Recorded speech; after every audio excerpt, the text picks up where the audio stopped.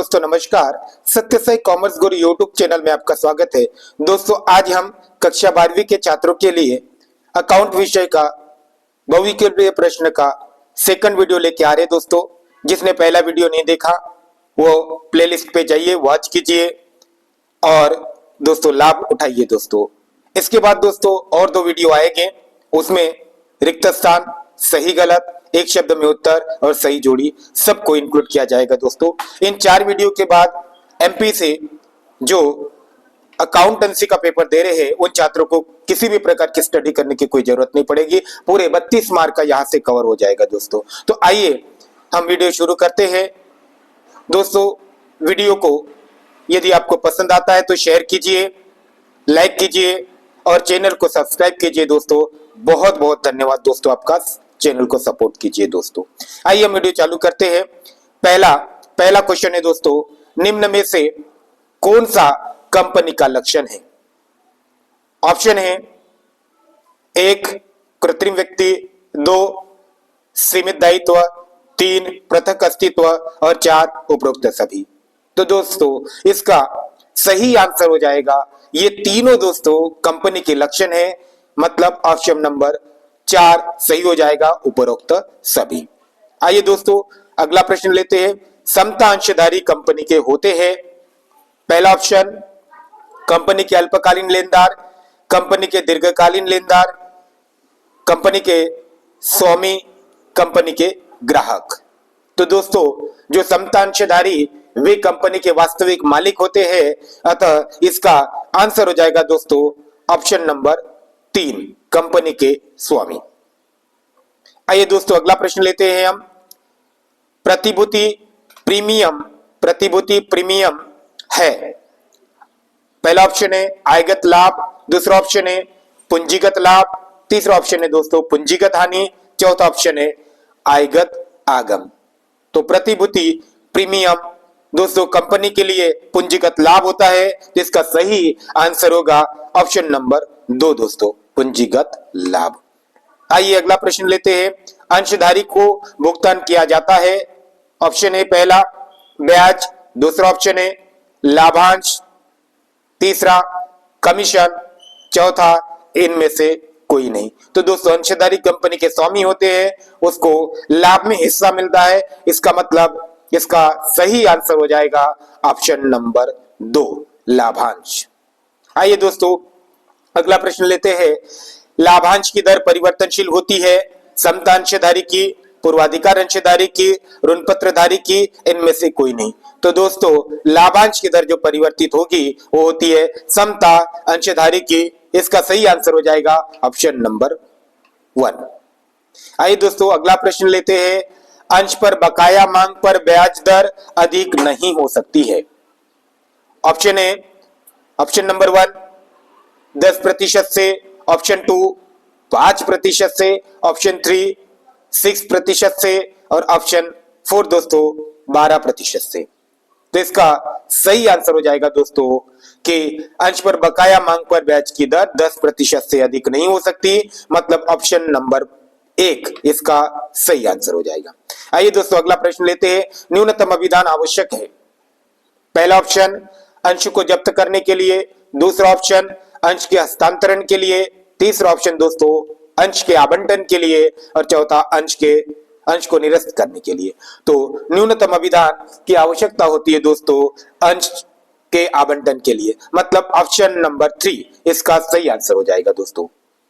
आइए अगला प्रश्न लेते हैं। हरण किए गए अंश के पुनर्निर्गमन का लाभ हस्तांतरित होता है।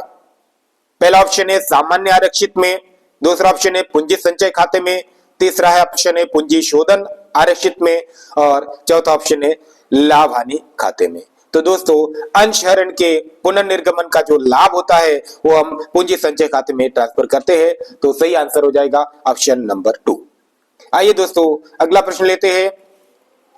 अवशिष्ट याचना पर सारणी ए के अनुसार ब्याज दर होती है। पहला ऑप्शन है 6% वार्षिक, दूसरा ऑप्शन है 10% वार्षिक, तीसरा ऑप्शन है 8% वार्षिक और चौथा ऑप्शन है दोस्तों 5% वार्षिक। तो इसका सही आंसर हो जाएगा ऑप्शन नंबर 2 10% वार्षिक अवशिष्ट याचना पर। सारणी के अनुसार ब्याज की दर 10% होती है। आइए दोस्तों अगला प्रश्न लेते हैं। अंश का हरण करते समय अंश पूंजी खाते को नामे किया जाएगा। तो मतलब दोस्तों जब अंश हरण की प्रविष्टि में नामे का मतलब अंश हरण जब करेंगे तब अंश पूंजी खाते को डेबिट किया जाएगा। ऑप्शन है नंबर 1 अंकित मूल्य से, नंबर 2 मांगी गई राशि से, नंबर 3 चुकाया गया मूल्य से, नंबर 4 निर्गमित मूल्य से। तो दोस्तों माने अंश हरण के समय अंश पूंजी खाते को अब तक मांगी गई राशि से डेबिट किया जाता है। तो दोस्तों इसका सही आंसर हो जाएगा ऑप्शन नंबर 2 मांगी गई राशि से। इंपॉर्टेंट क्वेश्चन है दोस्तों, ध्यान दीजिएगा इसको। आइए अगला प्रश्न है, निम्न में से कौन सी साधारण अंश की विशेषता नहीं है? दोस्तों नहीं है ये शब्द को ध्यान से पढ़ना। पहला ऑप्शन है लाभांश की दर में परिवर्तन, दूसरा कंपनी के स्वामी, तीसरा पूंजी वापसी अंत में, और चौथा है लाभांश की प्राथमिकता। तो दोस्तों समता अंशधारियों की ये ऊपर की तीनों विशेषताएं हैं और लास्ट वाली विशेषता ये पूर्वाधिकार अंशधारियों की है, इसलिए इसका सही आंसर हो जाएगा लाभांश की प्राथमिकता ऑप्शन नंबर 4। आइए दोस्तों अगला प्रश्न लेते हैं। एक कंपनी ने 10 रुपए वाले 10,000 अंश निर्गमित किया, जनता से 15,000 अंश के लिए आवेदन पत्र प्राप्त हुए, तो इसे क्या कहेंगे? तो दोस्तों जब निर्गमित अंशों से कम के लिए प्रार्थना पत्र आते हैं उसको बोलते हैं अल्पाभिधान या न्यूनाभिधान, और अधिक के लिए आएंगे तो दोस्तों इसको बोलेंगे अति अभिधान। तो दोस्तों अधिक के लिए आए तो अति अभिधान हो जाएगा, तो इसका सही आंसर हो जाएगा आपका ऑप्शन नंबर 2 अति अभिधान। आइए दोस्तों अगला प्रश्न लेते हैं। कंपनी का सबसे महत्वपूर्ण प्रलेख होता है नंबर 1 पार्षद सीमा नियम, नंबर 2 पार्षद अंतर नियम, नंबर 3 प्रविवरण, और ऑप्शन नंबर 4 दोस्तों सदस्यों का रजिस्टर। तो दोस्तों कंपनी का सबसे महत्वपूर्ण जो प्रलेख है, कंपनी के तीनों प्रलेख महत्वपूर्ण है लेकिन सबसे महत्वपूर्ण है पार्षद सीमा नियम। तो इसका सही आंसर हो जाएगा दोस्तों ऑप्शन नंबर 1 पार्षद सीमा नियम। आइए दोस्तों अगला प्रश्न लेते हैं। अधिकृत पूंजी का उल्लेख होता है ऑप्शन नंबर 1 पार्षद सीमा नियम में, ऑप्शन नंबर 2 पार्षद अंतर नियम में, ऑप्शन नंबर 3 प्रविवरण में, और ऑप्शन नंबर 4 इनमें से कोई नहीं। तो दोस्तों इसका भी आंसर हो जाएगा पार्षद सीमा नियम में, मतलब ऑप्शन नंबर 1 इसका सही आंसर हो जाएगा। आइए दोस्तों अगला प्रश्न लेते हैं। ऋण पत्र पर कंपनी द्वारा बढ़ा दिया जाता है या दिया जाता है, तो क्या दिया जाता है ऋण पत्रों पर? तो दोस्तों ऋण पत्रों पर कंपनी द्वारा ब्याज दिया जाता है, तो इसका आंसर हो जाएगा दोस्तों ऑप्शन नंबर 1 ब्याज दिया जाता है। आइए अगला प्रश्न लेते हैं। ऋण पत्रों का निर्गमन हो सकता है ऑप्शन है सममूल्य पर, प्रीमियम पर, भट्टे पर, उपरोक्त सभी पर। तो दोस्तों ऋण पत्रों का निर्गमन सममूल्य, प्रीमियम, भट्टे तीनों पर भी हो सकता है, और यह क्वेश्चन पूछा जाता कि अंशों का निर्गमन, तो फिर दोस्तों दो ही प्रकार से हो सकता है, कंपनी अधिनियम 2013 के अनुसार सममूल्य और प्रीमियम पर। तो यहाँ पे ऋण पत्रों का निर्गमन उपरोक्त सभी पर, इसका मतलब ऑप्शन नंबर 4 सही हो जाएगा। आइए दोस्तों अगला प्रश्न लेते हैं। ऋण पत्रधारी कंपनी के होते हैं ऑप्शन नंबर 1 स्वामी, ऑप्शन नंबर 2 लेनदार, ऑप्शन नंबर 3 देनदार, ऑप्शन नंबर 4 कर्मचारी। तो दोस्तों ऋण पत्रधारी कंपनी के होते हैं लेनदार, तो ऑप्शन नंबर 2 इसका सही हो जाएगा, लेनदार होते। आइए दोस्तों अगला प्रश्न है। ऋण पत्र पर कंपनी द्वारा अदा किया जाता है ऑप्शन है ब्याज, लाभांश, सिर्फ लाभ में हिस्सा, ब्याज एवं लाभांश दोनों। तो दोस्तों बात हो रही है ऋण पत्र की, तो ऋण पत्रों पर केवल ब्याज देते हैं, तो ऑप्शन नंबर 1 इसका सही आंसर हो जाएगा। आइए दोस्तों अगला प्रश्न लेते हैं। ऋण पत्रों के निर्गमन पर कटौती की राशि है पूंजीगत हानि, आगमगत हानि, और पूंजीगत व्यय और आगमगत व्यय। तो दोस्तों इसका सही आंसर हो जाएगा पूंजीगत हानि, ऑप्शन नंबर 1। आइए दोस्तों अगला प्रश्न लेते हैं। ऋण पत्र पर ब्याज के भुगतान की अवधि है, इंपॉर्टेंट क्वेश्चन है दोस्तों। मैं ऋण पत्र पर ब्याज कितने अवधि में दिया जाता है, तो प्रत्येक 6 माह में देते हैं, तो इसका आंसर हो जाएगा दोस्तों 6 माह, ऑप्शन नंबर 2 सही आंसर हो जाएगा 6 माह। आइए दोस्तों अगला प्रश्न लेते हैं। ऋण पत्रों के शोधन के समय ऋण पत्र शोधन विनियोग खाते में किस दर से रकम हस्तांतरित करते? तो दोस्तों ऋण पत्र का शोधन का मतलब होता है कंपनी द्वारा ऋण पत्रों के रूप में जो उधार लिया गया है ऋण पत्रधारी से उसको वापस करना, मतलब ऋण पत्र के मूलधन की वापसी ऋण पत्र का शोधन कहलाती है, और इसका सही आंसर हो जाएगा दोस्तों ऑप्शन नंबर 3 15%। 15%। आइए दोस्तों नेक्स्ट प्रश्न लेते हैं। कोई भी कंपनी अंश का निर्गमन कितने कितने प्रकार से कर सकती है? तो दोस्तों कोई भी कंपनी अंश का निर्गमन केवल दो ही प्रकार से कर सकती है, समतांश और पूर्वाधिकार अंश। तो इसका सही आंसर हो जाएगा ऑप्शन नंबर फर्स्ट, दो प्रकार से। ऑप्शन नंबर फर्स्ट दोस्तों दो प्रकार से। आइए अगला प्रश्न लेते हैं। कंपनी के वित्तीय विवरण बनाना होता है, ऑप्शन ए अनिवार्य है, ऐच्छिक है, जरूरी नहीं है, इनमें से कोई नहीं। तो दोस्तों कंपनी द्वारा वित्तीय विवरण बनाना अनिवार्य होता है, मतलब इसका सही आंसर हो जाएगा ऑप्शन नंबर फर्स्ट। आइए अगला प्रश्न है। कौन सी मद चालू संपत्ति नहीं है? दोस्तों चालू संपत्ति नहीं है। तो चालू संपत्ति का मतलब होता है दोस्तों कि ऐसी संपत्तियां जो आने वाले एक वर्ष के भीतर प्रायः रोकड़ में कन्वर्ट हो जाती है, माने रोकड़ में बदल जाती है। तो इनमें से देनदार, स्टॉक, पूर्वदत्तव्य, ये सब चालू संपत्ति है और पेटेंट स्थायी संपत्ति है। तो इसका सही आंसर हो जाएगा पेटेंट दोस्तों। आइए अगला प्रश्न लेते हैं। स्थायी संपत्ति पर किया गया व्यय है, ऑप्शन ए पूंजीगत व्यय, आगमगत व्यय, स्थगित व्यय और इनमें से कोई नहीं। तो दोस्तों स्थायी संपत्ति पर किया गया कोई भी व्यय पूंजीगत व्यय कहलाएगा, ऑप्शन नंबर फर्स्ट इसका सही हो जाएगा। आइए दोस्तों अगला प्रश्न है। अंतरिम लाभांश, ऑप्शन ए एक वर्ष के अंत में दिया जाता है, 2 वर्ष के अंत में अतिरिक्त लाभ में से दिया जाता है, 3 वर्ष के मध्य में दिया जाता है और 4 गत वर्ष का लाभांश चालू वर्ष में दिया जाता है। तो दोस्तों बात हो रही है अंतरिम, तो अंतरिम का मतलब मध्य में, तो दोस्तों वर्ष के मध्य में दिया जाता है। इसका सही आंसर हो जाएगा दोस्तों ऑप्शन नंबर 3।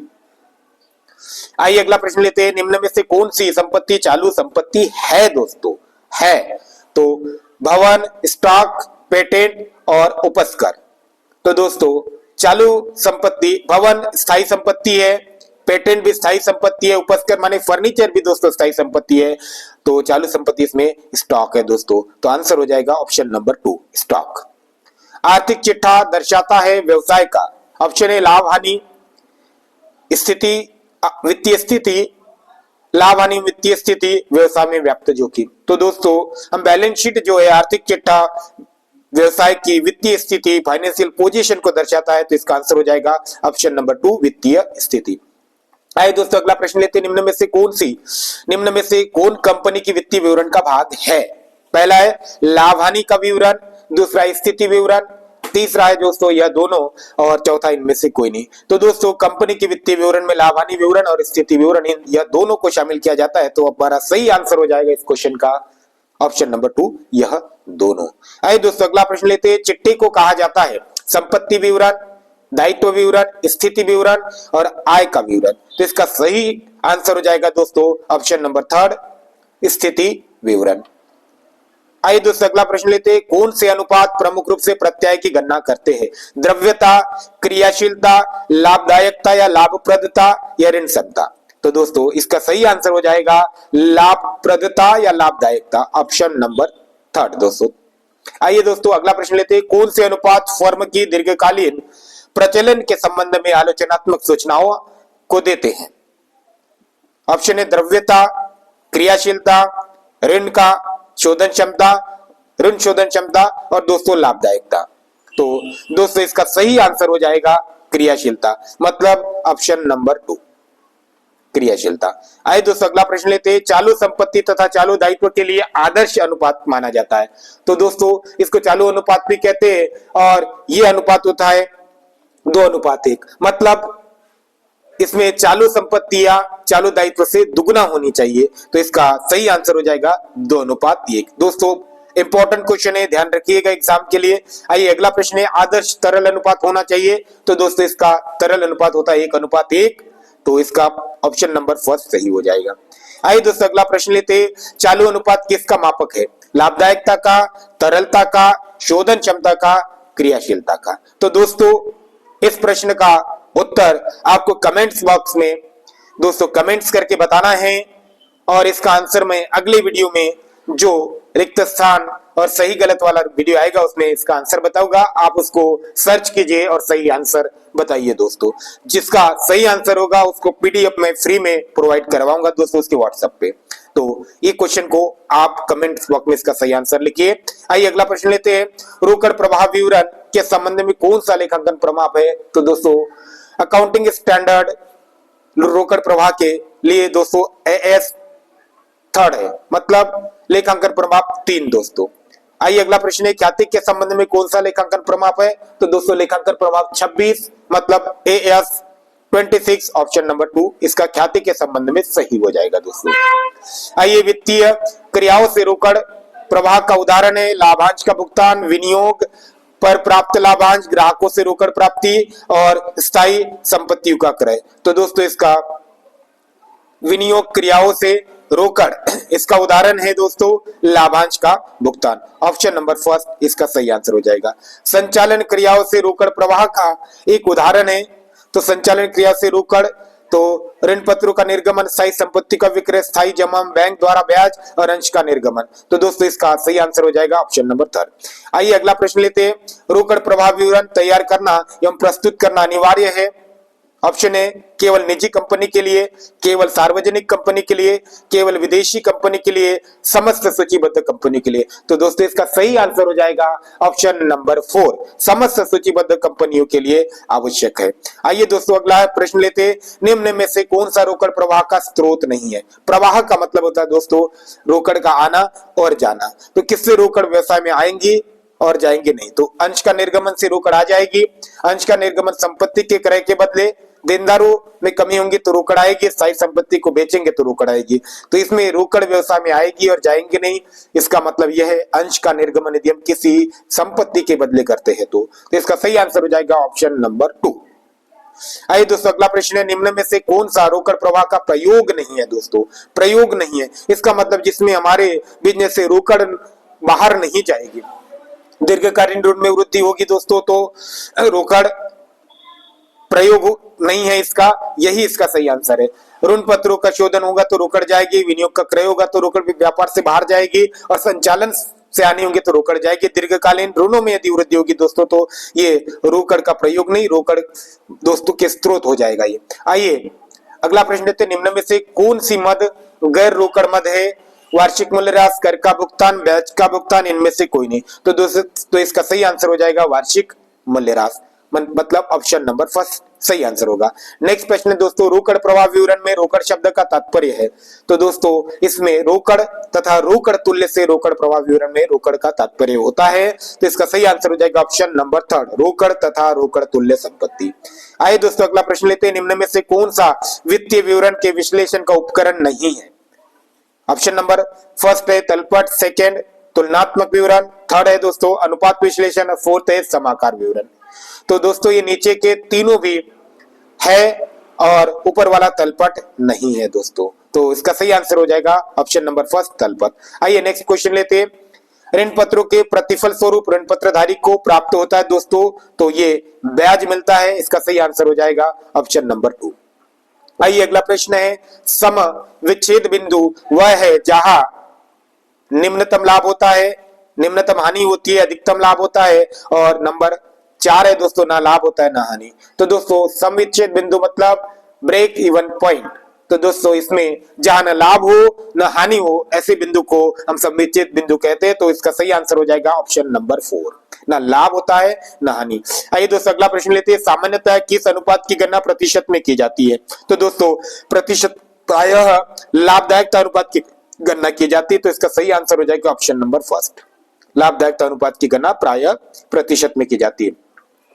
नेक्स्ट क्वेश्चन लेते हैं, एक कंपनी ने 10 रुपए वाले 10,000 समतांश जनता को निर्गमित किए हैं, किंतु जनता से 8,000 अंशों के लिए क्रय करने के लिए प्रार्थना पत्र आए, तो इस स्थिति को क्या कहेंगे? तो दोस्तों निर्गमित अंशों से कम के लिए आ रहे, इसका मतलब ये अल्प अभिदान होगा, तो इसका सही आंसर हो जाएगा ऑप्शन नंबर 2 अल्प अभिदान। आइए दोस्तों आज का अंतिम प्रश्न लेते हैं, 10 रुपए अंकित मूल्य वाले ऋण पत्रों को 12 रुपए की दर से निर्गमित करना कहलाता है। मतलब दोस्तों यदि हम अंकित मूल्य पर ही ऋण पत्रों या अंशों को निर्गमित करेंगे तो उसको कहेंगे सम मूल्य पर निर्गमन, और यदि अंकित मूल्य से कम पर कहेंगे यदि निर्गमित होता है दोस्तों इसको कहेंगे बट्टे पर निर्गमन, और यदि ज्यादा पर होता है तो प्रीमियम पर। तो दोस्तों इसका सही आंसर हो जाएगा प्रीमियम पर ऋण पत्र का निर्गमन ऑप्शन नंबर 2। तो दोस्तों कैसा लगा आपको वीडियो? यदि पसंद आया तो लाइक कीजिए, शेयर कीजिए, कमेंट्स कीजिए और दोस्तों मेरे चैनल को सब्सक्राइब कीजिए। वीडियो देखने के लिए दोस्तों बहुत बहुत धन्यवाद और अगले वीडियो का वेट कीजिए दोस्तों। बहुत बहुत धन्यवाद।